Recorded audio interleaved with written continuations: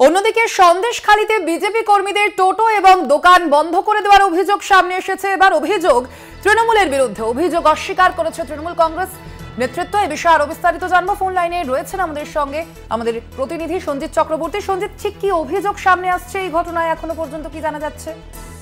দেখো, বসিরহাট লোকসভা কেন্দ্রে তৃণমূল প্রার্থী জয়ী হওয়ার পরে যে বিশেষ করে যে অন্য একটা ইস্যু অর্থাৎ বিরোধীরা তুলেছে, যে বিশেষ করে যে তুমি জানো বেশ কয়েক মাস ধরে যেভাবে সন্দেশখালী উত্তপ্ত হয়েছে, ফের সেই সন্দেশখালী ১ নম্বর ব্লকের বয়ারমারি গ্রাম পঞ্চায়েতের বিশেষ করে পঞ্চায়েতের বিরুদ্ধে অভিযোগ যে ওই এলাকায় বিশেষ করে বাসন্তী হাইওয়ে সন্দেশখালী যে রাজবাড়ি সরবাড়িয়া শহর একাধিক জায়গায় যে টোটো চালায় অর্থাৎ বিজেপি সমর্থকরা সেই টোটো চালানোর বন্ধের হুমকি দিয়েছে। পাশাপাশি বেশ কিছু দোকানদার ছিল অর্থাৎ ব্যবসায়ীদের হুমকি দেওয়া হয়েছে যে তারা বিজেপি সমর্থক বলে দাবি করেছেন। ইতিমধ্যে এই অভিযোগ অস্বীকার করেছে তৃণমূল নেতৃত্ব। তারা বলেছে যে বিপুল পরিমাণে ভোটে জেতার পরে কিন্তু তারা বলছে এই ধরনের রাজনীতি তারা করেন না, হয়তো রাজনৈতিক রং লাগিয়ে যে পুরনো জমি অর্থাৎ ইতিমধ্যে সেই সন্দেশখালীর বিভিন্ন জায়গায় যে বিজেপি কর্মী সমর্থকরা তাদের পায়ের তলা থেকে মাটি সরে যাওয়ার ফলে কিন্তু তারা নতুন করে একটা অশান্তি তৈরি করার চেষ্টা করছে, যার কারণে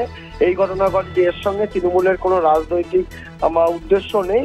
এই অভিযোগ পাল্টা অভিযোগে এলাকায় যথেষ্ট চাঞ্চল্য চলছে। ইতিমধ্যে এই অটো চালক থেকে শুরু করে তারা একটা স্মারকলিপি জমা দিয়েছে প্রশাসনের কাছে, এবং যারা সুস্থভাবে শান্তিপূর্ণভাবে তারা যাতে জীবিকা অর্জন করতে পারে এবং টোটো চালাতে পারেন এবং দোকান খুলে যারা আগের মতো ফ্রি অবস্থা থাকতে পারে, সবটাই কিন্তু প্রশাসনের হস্তক্ষেপ দাবি করেছে বিশেষ করে বয়ারবাড়ি অঞ্চলে কিছু টোটো চালক ও ব্যবসায়ীরা। একদম সঞ্জিত, আপাতত তোমাকে ধন্যবাদ। আমরা কথা বলছিলাম, ফোন লাইনে ছিলেন প্রতিনিধি সঞ্জিত চক্রবর্তী।